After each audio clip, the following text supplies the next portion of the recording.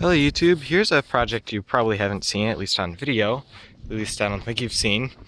Might have been in the background of some of my other crappy videos, because let's face it, my videos are crappy. But anyways, this is a 1968-ish, at least I'm guessing, Bolens 1250, and right now it's a bit windy, so I don't know if you'll hear any wind noise or not, but hopefully you won't.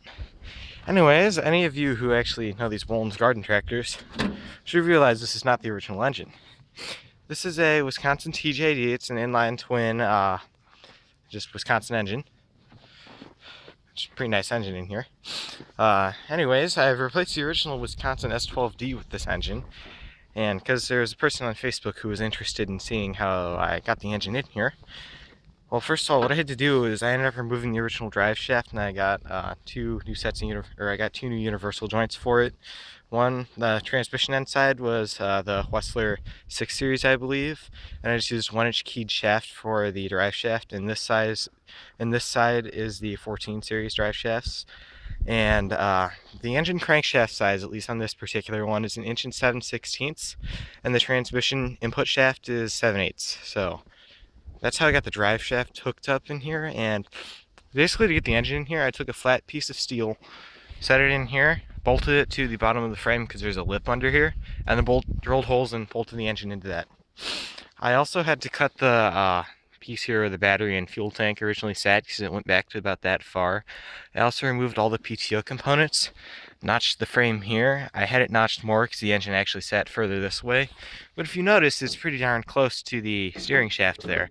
So I ended up unbolting the engine, sliding it further that way because the universal joint hit the steering shaft, and there was no easy fix to that other than moving the engine over or completely redoing the steering system, which moving the engine was the easier of those two options. Right now I just use this fuel tank because, well, I'm also going to have to do something for the air cleaner because that went in the space where I had the fuel tank, but I put it there because the original fuel tank extended to about back here, which is where the flywheel is. Because my goal to put this engine in here is I did not want to stretch the frame. Against everything I could do, I did not want to stretch the frame, mainly because I have a pretty nice clean hood here.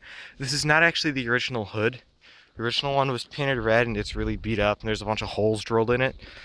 So I, got a replacement hood. And here's something for you too. Check out what the previous owner did to the front of this. They ground down all three of those, because if you look at other pictures of 1250s with the hood hinge, these studs are like just about as long with these spacers on here, which meant that it kept hitting this, which is why I bent that up right here. So yeah, I had to actually put spacers on here.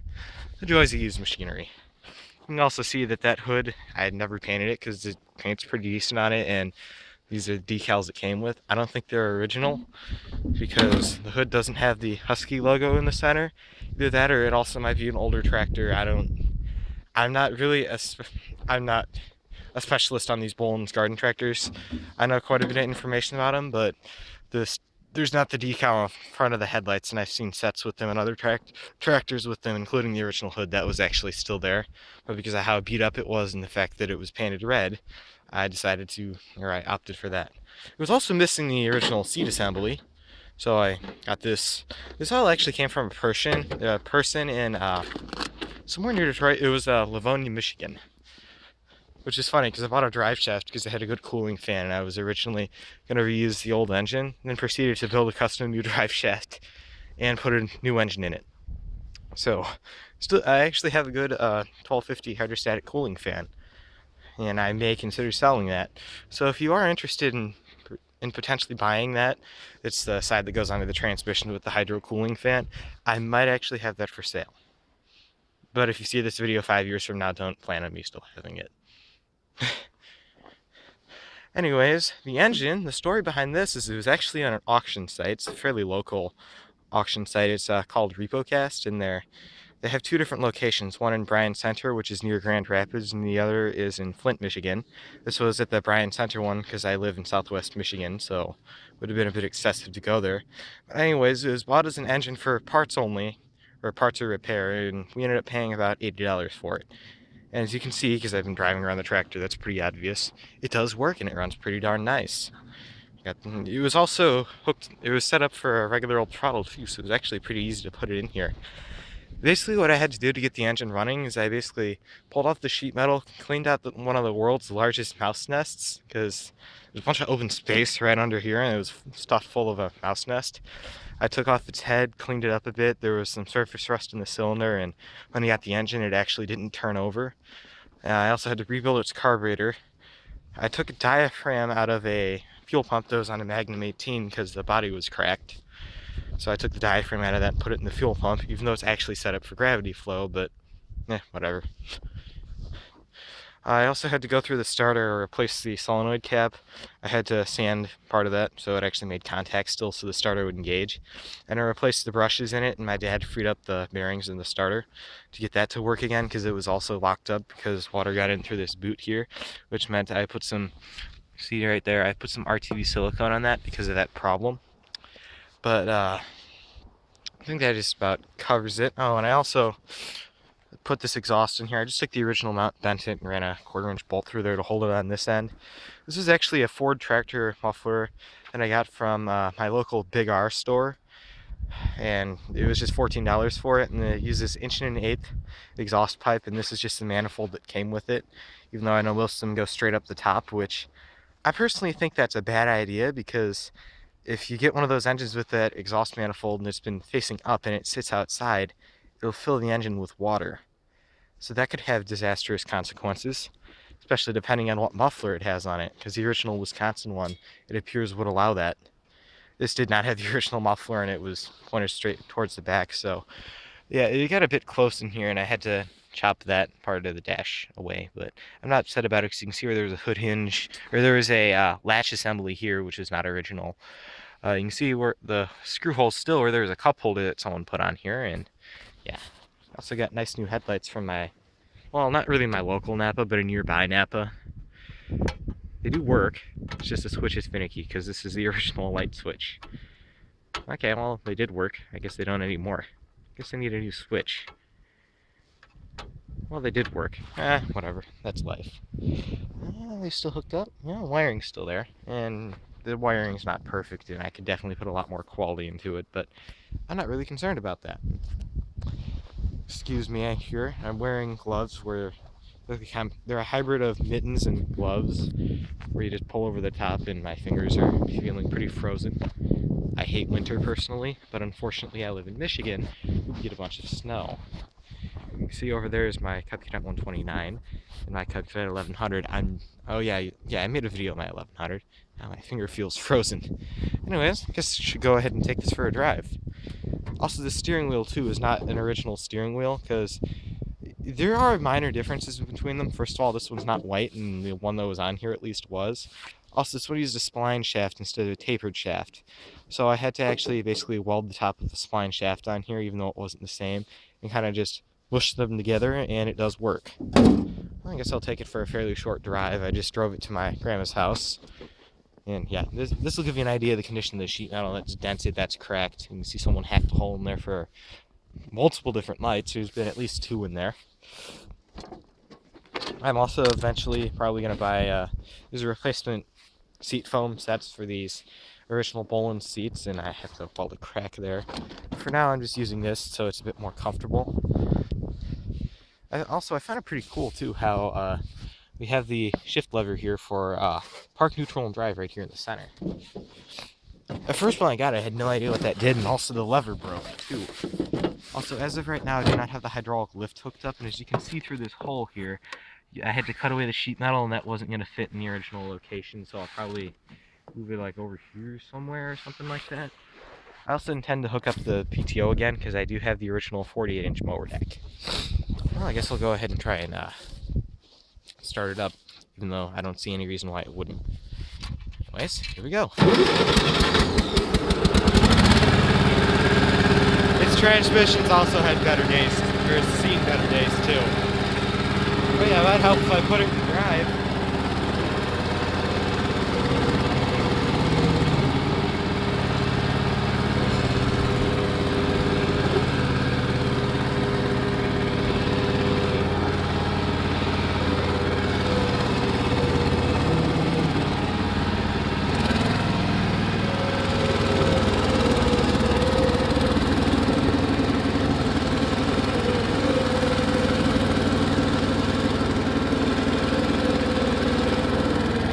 check out the turning radius on this. So you can see I have a fairly wide driveway here, but if I turn to the left and then make a sharp right, check out how wide the turning radius is. This is full lock on the steering wheel. I cannot do a complete turnaround in my own driveway without turning the wheel the other way and backing up.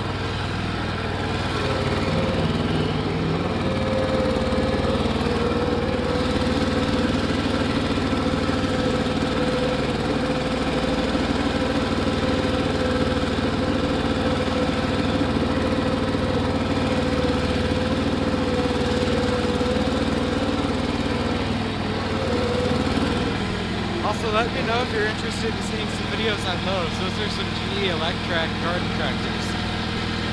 And because they're built by GE and their name is the Electrac, they're pretty obviously electric.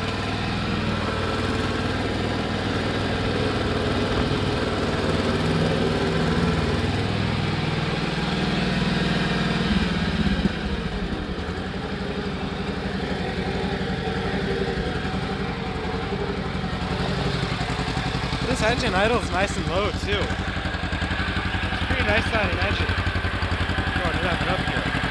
Uh-oh, it looks like my choke's down a bit. Oh, wrong way.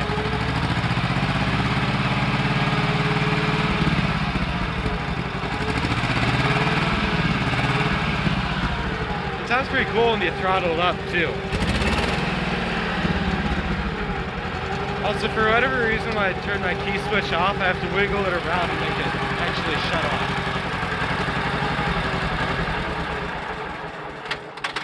I think I have a bad wiring connection. And also, even though I've rebuilt its carburetor, it has kind of a nasty habit of leaking gas out the front of it, which right now I don't have an air cleaner on it, and because it's winter right now and the fact that most snowblowers also don't have air cleaners, I'm not really worried about this thing sucking up dust and wearing out. I will put an air cleaner on it though when the stuff starts to melt and there's more stuff floating around in the air other than just snow. Because a bit of water will not hurt the engine.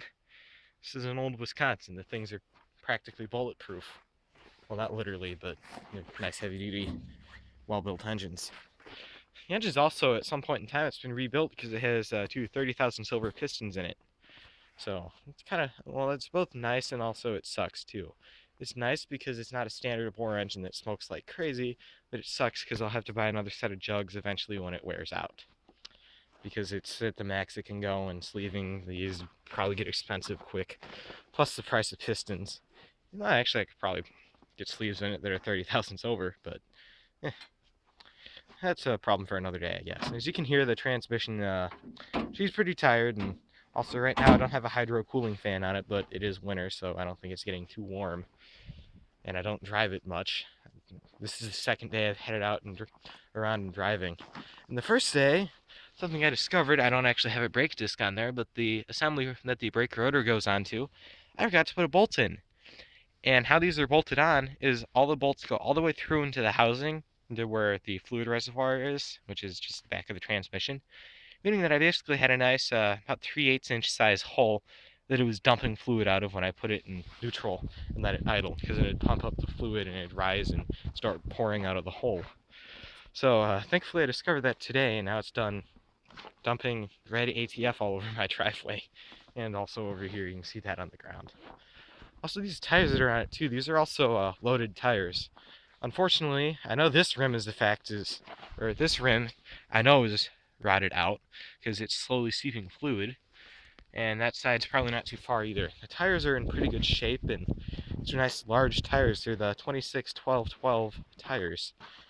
I suppose I should get my keys out of here because I have little kids as neighbors, and keys plus tractor can be bad, especially this one, because right now it's not the safest thing, especially for small kids when you have things like that and that. Well, anyways, hope you enjoyed my video. Bye.